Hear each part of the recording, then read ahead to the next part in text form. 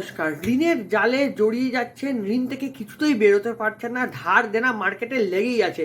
এরকম যদি হয়ে যায় খুব কষ্ট হয়, খুব এরা মানুষ একদম পাগল হয়ে যায়।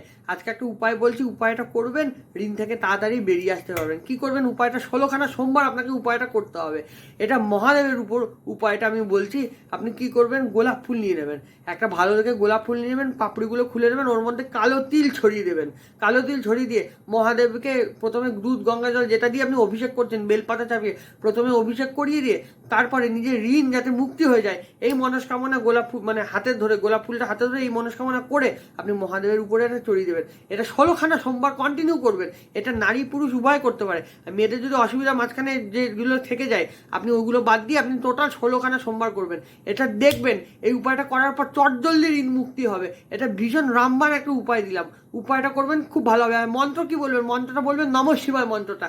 এটা আপনি 11 বার, 21 বার অথবা 108 বার আপনি এটা পাঠ করতে পারেন। এই মন্ত্রটা বলবেন আর তারপর আপনি ফুলটা দেবেন।